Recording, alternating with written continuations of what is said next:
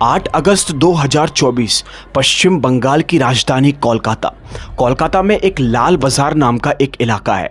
वहाँ पर एक मेडिकल कॉलेज स्थित है, जिस कॉलेज का नाम आरजी कर कॉलेज होता है।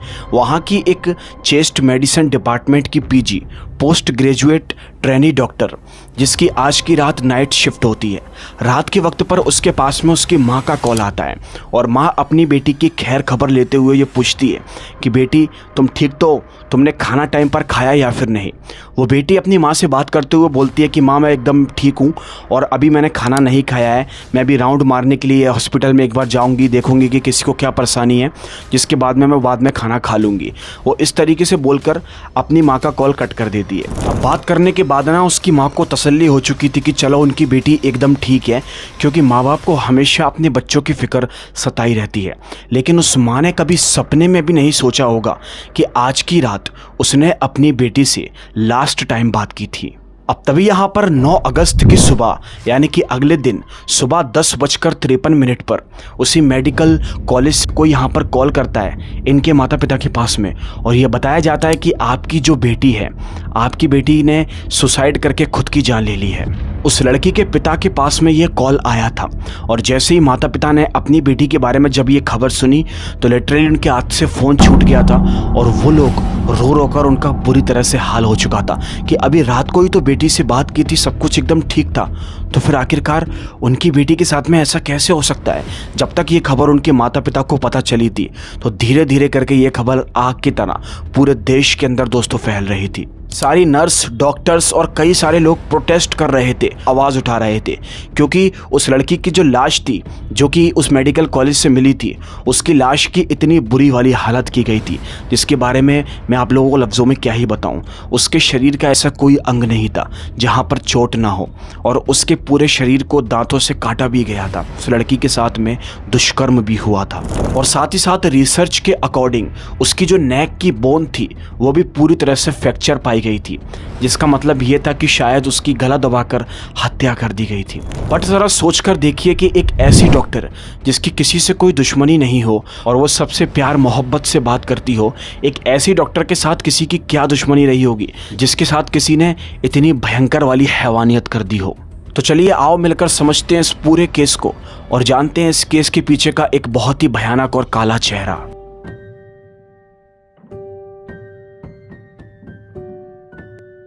8 अगस्त की रात को वो जो ट्रेनी डॉक्टर थी उसने जैसे ही अपनी माँ का कॉल कट किया था तो वो हॉस्पिटल के अंदर राउंड मारने के लिए गई थी, क्योंकि जो पेशेंट उसकी इंतज़ार कर रहे थे, जो उसका वर्क था वो सब कर रही थी।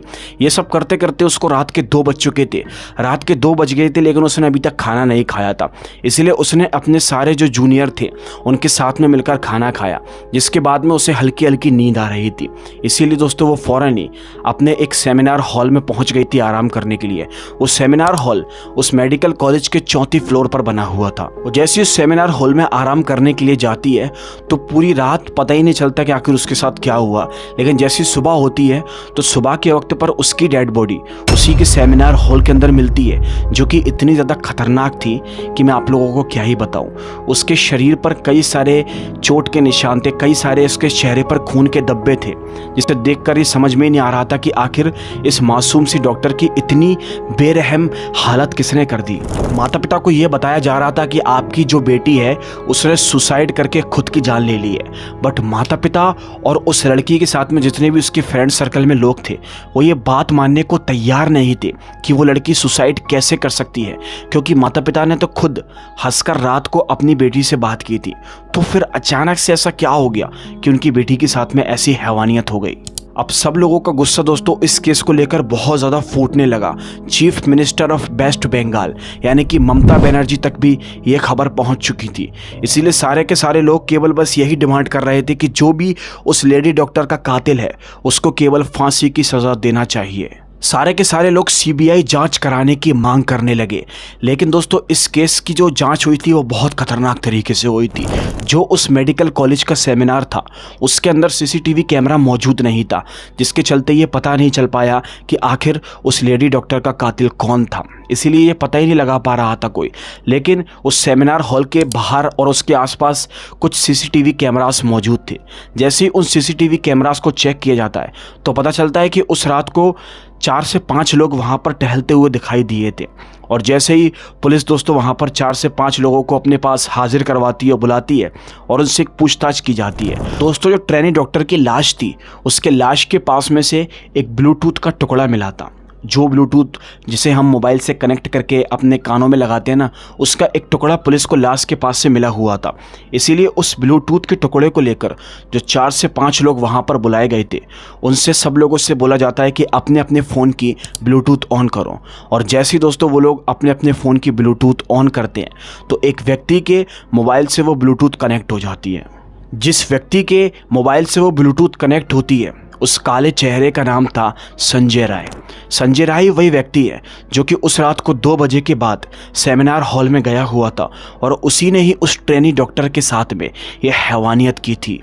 उससे कड़ी पूछताछ करने के बाद पुलिस को ये सारी बातें पता लगी और जैसे ही उस व्यक्ति का मोबाइल फ़ोन चेक किया जाता है तो सबके पैरों तलों ज़मीन निकल जाती है, क्योंकि वो जो इंसान था वो एक अडल्ट मूवी का एडिक्टेड था। वो अपने फ़ोन के अंदर अडल्ट मूवीज़ को देखा करता था, जिसे देखने के बाद उसने उस ट्रेनी डॉक्टर के साथ में ऐसी हैवानियत की।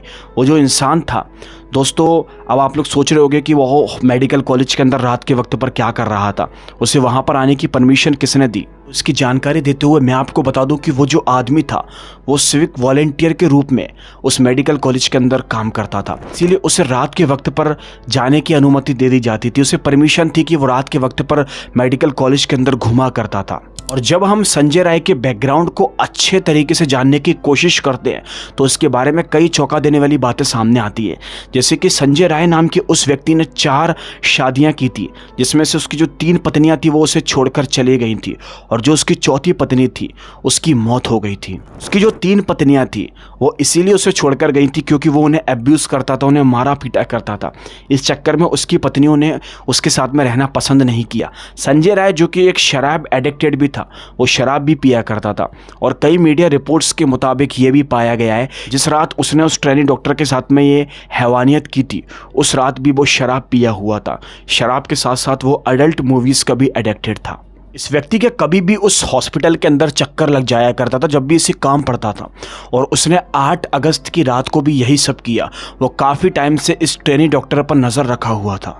जिस रात उस मासूम डॉक्टर के साथ में ये हैवानियत हो रही थी, उस रात में उस सेमिनार हॉल के अंदर कोई भी सीसीटीवी कैमरा मौजूद नहीं था और साथ ही साथ वो जो सेमिनार हॉल था वो कुछ ऐसा था कि उसकी जो अंदर की आवाज़ें हैं वो बाहर नहीं जा पाती थी।